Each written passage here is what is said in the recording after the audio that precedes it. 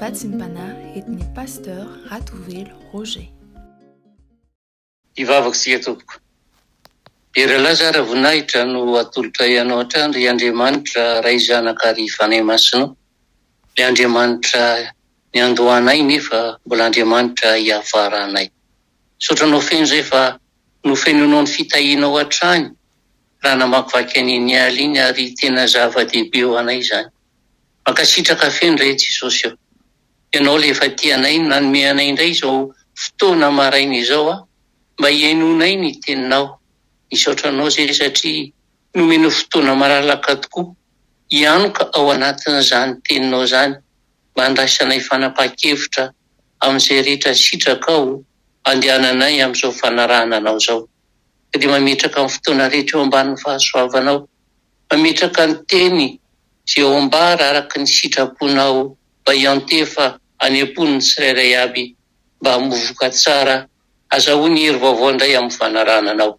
Dia mankasitraka Jesosy na izany arany eva dia mangataka famindrapo sy famelan-keloka avy aminao foana satria olona tsy mendrika no manantona anao ankehitriny. Olona feno fahotana, feno fahakalana nefa no hamarinanao satria navelanao hanantona anao araka ny teninao satria nirainao mihitsy rehefa niantso anay handre ny hafatrao. Dia misaotra Jesosy malalo. Aleluia. Amen. Dia ampitiavana hatrany ry havana no iara-banantsika ary ny fiadanan'i Jesosy amin'ny tononona amin'ny anarany hitoetra lalandava ho amintsika tsirairay avy sy ao atokantranontsika ary ny fahasoavany ane aninika atsika isan'andro. Amen. Ny bokin'ny Salamo no andeha angalantsika vatsy ho atsika izao maraina zao. Salamo 7:1 andiny voalohany ka hatramin'ny fahaenina. Salamo 7:1 andiny voalohany ka hatramin'ny fahaenina. Ny fivakin'ny teny amin'ny anaran'i Jesosy manao hoe: misaoran'i Jehovah ary fanahiko, ary izay rehetra atao anatiko misaora ny anarany masina. Misaoran'i Jehovah ary fanahiko, ary aza misadinonao ny fitahiany rehetra, izay mamela ny helokao rehetra, izay manasitra ny any aretinao rehetra, izay manavotra ny ainao tsy hidina ny andavaka, izay manarona ny famindrapoa sy fiantrananao, izay mahavoky soa ny vavanao, ny fahataniranao mody indray toy ny any voromahery. Jehovah manao fahamarinana sy fitsarana amin'izay rehetra pahoriana. Amen.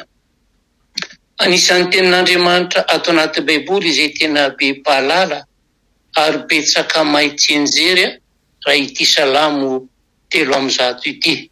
Indrindra moa ireto andininy izay novakitsika teo ireto. Nefa mba betsaka amin'ireo izay mahay azy ve no matsapa ny alalan'izany teny zany, dia mba jereo kely fotsiny ange iny efa-bolana izay nodiavintsika iny tamin'ity taona ity. Raha namaky an'ity Salamo ity tokoa isika ry havana dia miara-miaiky marina tamintsika ny menakavy io teny io. Nandritry ny izay efa-bolana lasa izay tokoa mantsy. Eny, nandritry ny fiainantsika iray manontolo mihitsy. Marina fa misy ny faniritsika teo amin'ny tontolo-piainantsika, misy ny etaeta teo amin'ny tontolontsika, nefa mbola tsy tanteraka izany. Eny hatramin'izao fotoana iainontsika ny vatsy izao aza dia mbola miandry hatrany, nefa kosa dia marina loatra fa ny fitahian'Andriamanitra no nahatoy izao atsika. Raha taona iray no resahana ry havana dia 580 sy 300 andro. Ary raha tena mandinika izany 580 sy 3 andro zany isika dia samy natsapa fa miaina tao anaty fahagagana lalandava. Firy amintsika miaina etoana tokoa moa ry havana rehefa mijery ny fidiram-bolantsika ka ialan'ireo faktiora isan-karazany tsy maintsy aloha isam-bolana, ary esorina ny mombamomba ny fianarany ankizy sy ny manodidina an'izany, dia samy mahita ny sisa eo am-pala ny pelantanany tsirairay. Ary tsy vita izany fa indrindra moa raha jerena ny fiainan'ny olona dia andalam-pandrosoana, dia mitombina mihitsy ny fiteny hoe ny hohanina androany ka diavina rapitso, satria mbola hitrosana ilay sakafo harapaka androany. fa raha-pitso mitady ny volan-doavana an'iny. Fa isika kosa tratra izao andro an'io izao, no mariny Jesosy Kristy amintsika tamin'ny tokantranontsika, no marin'Andriamanitra tamintsika fa magaga izy, ary manoloana ireo zavatra be dia be nandalo ny aretina, ny sery tsy mbola niala, dia tonga ny kohako, ny tositra miaka midina, ny aretina andoha mamely tsy miata, nefa mivanontaolana toa manaky-tsako sady indray. Dia manambara izany fa hitambesarana karazana aretina isika, raha tsy hilazafa-tsy izany aho, fa tsy hanambara ireo aretina maro izay mitaiza ny tsirairay aby. Ary dia izay no ilazako hoe raha ny tokony ho izy dia tsy nahatratra ny androandroany isika. Kanefa kosa samy manaiky isika fa nisy ny aretina fa nanasitra'Andriamanitra. Betsaka ny adalantsika fa nanarona fiantrana sy famindrapo-Andriamanitra. Ary manoloana izany rehetra izany no ifampitantanantsika rehetra ara-panahy hoe andeha re mba hiaina araka ny sitrapon'Andriamanitra. Andeha re mba tsy menomenona lalandava eo anatrehan'Andriamanitra amin'izay zavatra kely misy eo anatrehantsika, ka heverintsika fa tsy mifanaraka amin'ny heritreritsika. Ka ilazantsika lalandava hoe fa dia nahoana loatra ry Andriamanitra, mpanoatra mo ireo zanak'Israely fahizay isika, izay tsy mahatsiaro na minitsy mahatadidy ny fahasoavana izay natobak'Andriamanitra tamin'izy ireo, fa dia nimenomenona lalandava, fa mba jereo amin'ny fotsy miangatra nge, fa betsaka tokoa ny zavatra tsara nomen'Andriamanitra ho antsika. Eny, na dia io rivotra iainantsika io fotsiny ary dia tsaroa fa tena fitiavana lehibe tokoa izany. Ary izay ry havana ilazana amintsika hoe andeha re mba hanana toe-po hisaotra an'Andriamanitra, fa manana fomba hiahinanao Andriamanitra mandritra ny fiainanao. Ary izay nge no tena patsihivina antsika ankehitriny, dia ilay olona akasitran'Andriamanitra dia Davida izany, modely nananany maizy azy izany lehilahin'Andriamanitra izany, fa noho ny fahatsapany, eny na dia nanana zavatra rehetra azy izy, dia natsiaro ny saotra an'i Jehovah, satria fantany fa navita be tamin'i Jehovah, nanampy azy Jehovah Andriamanitra. Ary manoloana izany rehetra izany dia misy zavatra maro ambarany eto amin'ity salamo ity, ka ilazany ary ambarany amintsika hoe navelan'Andriamanitra nge ny elokao nosotran'Andriamanitra nge ny aretinao navotany tsy hidina ny andavaka nge ny ainao mbola vokisa ny zava-tsony vavanao, ary rakofa ny famindrapo sy fiantrana ianao. Ary manoloana izany rehetra izany dia veriny aminao toy ny voromahery ny fahatandranao.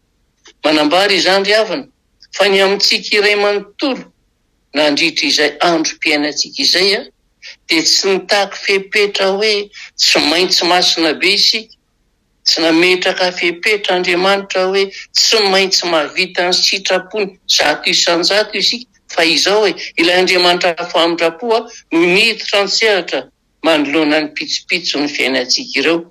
Ary matoa isika mbola afaka natafita izay 5 volana tamin'ity taon'ity izay dia marina loatra ny tenin'ny Paoly apôstôly hoe fa ny fahasoavan'Andriamanitra no nahitoy izao ahy.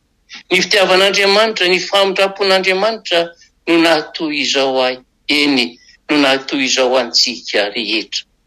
Ary raha izao manokana ry havana fa asaloha ianao fa tena resy lahatra tanteraka aho, fa tsy miankina tamin'ny volako na ny fahaizako na tamin'izay noheveriko fahefanananako no nahatonga ireny rehetra ireny teo amin'ny fiainako, fa Andriamanitra nampandresy ahy. Andriamanitra nanohina ahy. Andriamanitra ny andany tamiko satria olom-bofidiny aho, satria zanany aho, satria mpanompony aho, ary ny teny fikasany rehetra tsy niala teo am-bavany, fa na manao ahoana ny zava-nisy teo amin'ny fiarahamonina, na manao ahoana nampandresy lalandava ahy Andriamanitra. Ary tena mila aho ry malala, ry anabavy isany, ralahy isany, ry hava malala isany, fa ianao miaino ihany koa manana anjara tahaka ianao. Ary mihoatra lavitra noho izany satria azadino fa taranaka voafidy ange ianao sy ny ankonanao. Efa nataon'ny mpandresy manoloana ny adinao rehetra ange ianao mpandresy manoloana ny olanao rehetra, Jereo fotsiny manodidina ny fiainanao e. Ny tontolonao sy ny ankonanao e. Tsy efa noporofony tamintsika ve izany hoe Andriamanitra mahay ny zavatra rehetra zany izy. Ary tiany isika hatsapa fa Andriamanitra tsy mandao atsika eo, Andriamanitra ivavahantsika eo. Fa mahita ny antsiporiha ny olantsika, ny zava-manahirana antsika, ary tsy mijery fotsiny izy amin'izany fa tena miditra mitsehatra ary manafaka antsika amin'izany olana trehantsika tsirairay avy izany. Kondery anao tahaka an'ilay modelin'ny fon'Andriamanitra isika ilay nilaza hoe tsaroanao ve ny famelan-keloka tsy azo sandaina vola, ifamindra-po tsy azo sandaina vola, eny na ny fahasalamana na ny fahasoavana dia samy tsy azo sandaina vola. Andao rery mpiainy mahalala isany lehibe loatra ny fanavan'Andriamanitra azy ianao. Andao re isitrake, andao re isaotra ka ilaza hoe Andriamanitra izao no mbola toy izao, ny ankonako no mbola toy izao, ny fiangonanay no mbola toy izao ianao no mpitantana, ianao no mbola tao ambadika ireny rehetra ireny. Ary dia marina loatra fa tsy mamaly anay araky ny helokay sy ny fahotanay ianao.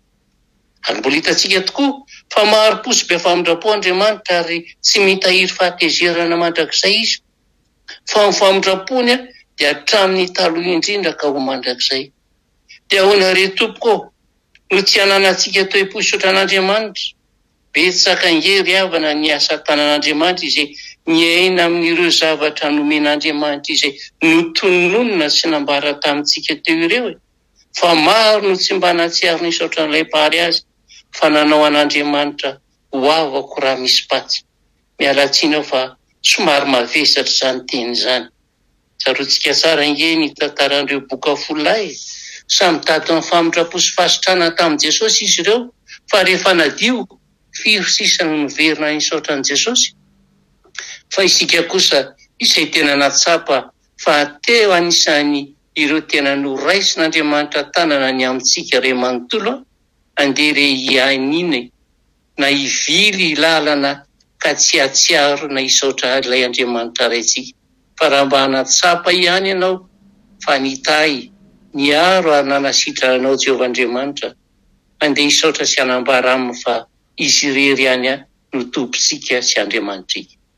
Eny andeha hisaotra azy ka na amin'ireo olana izay miahatra amintsika azo, fa tamin'ireny rehetra ireny no nanifeny antsika mba hatoky ary hanaiky ny fitondrany isika. Andao ary hitsaoka sy ankohaka ary hisaotra ary hiverina tanteraka aminy, ka hifaliany amintsika indray tahaka n'ilay fifaliany iray raha nahita an'ilay zanak'Anania ka niverina taminy, hitondra fifaliana ho an'iray ny mantsy ny fiverenana, ka nilazany hoe ty zanako ty efa very nefa hitako indray, ary efa maty fa velona indray. Ny marina mantsiryavana ny fiverenantsika ao anatrehan'Andriamanitra dia efa mariky ny fisaorana lehibe ataontsika amin'izany.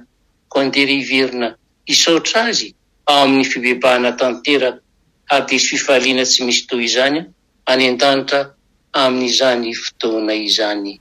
Amen. Hivavaka sika tompo.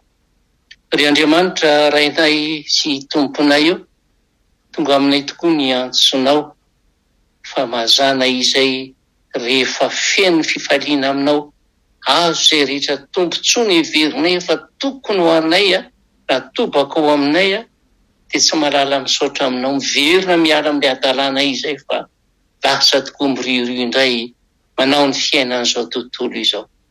Miantso anay ianao ankehitriny hiverina amin'ny alalan'ny fifonana, hiverina amin'ny alalan'ny fisaorana, hiverina amin'ny alalan'ny fiderananao ho eo ambanin'ny elatrao isan'andro isan'andro. Marinao aminay foana ra Jesosy, mbola Andriamanitra tsy miovy ianao, ka hitenenanao raha miverina amika anareo dia ho raisiko indray. Reto ny vahoakanao amin'izao maraina izao hanavao an'izany fandroratena zany, ka hisaotra anao amin'ny alalan'ny fiverenana feno fibebahana tanteraka eo anatrehanao. Ka marino ara Jesosy fa na inona ka sainy tsirairay aby ho tanterahana androany ianao ny hanamarina ny teninao, ny lalana rehetra izay alehan'ireo dia efa namboarinao, ny fotoantaony efa naravinao, ary ny dividy efa novanao, ary tsisy hasakana anay amin'izay rehetra alehanay. dia mifeno ny fahamasinanao io aminay ray manontolo tompo malalo ary miangavy re tany mafy fa tsy matananao. Mametraka ny tsirairay eo ampelantananao ary zay rehetra tsy salamy anio Jesosy fa ianao le Andriamanitra ny fahatsarana feno. Ianao le ambony dokotera rehetra ka sy eo amin'ilay tananao feno olatra ny aretina hitondra fahasitranana feno. Zay mbola reraka panahy fa tsy haivo azy Jesosy fa hiakatra ianao ary andefa ny fanahy fahamarina hitaiza ikolokolanay tsirairay avy amin'ny fotoana tsy voafehitranao. Dia misaotra betsaka Jesosy misaotra tompo malalo dia amin'ny anaranao feno no ankatana izany. Raisoa ampitiavana Jesosy ry havana ny sodrano izay tonona amin'ny anaran'i Jesosy Kristy Tompo. Hitahianao any Jehovah ka hiaro anao. Ampamirapiratra ny tavany aminao Jehovah ka mindra fo aminao. Anandratra ny tavany aminao Jehovah ka hiteny aminao mandehana amin'izao herinao zao. Nefa tsarovy miverina hisaotra eo anatrehako fa zao mbanao mandrakariva mba ara-pahatonga ny vataperan'izao tontolo izao. Anao nitera sy ny ajara ny voninahitra tompo. Aleluia. Amen.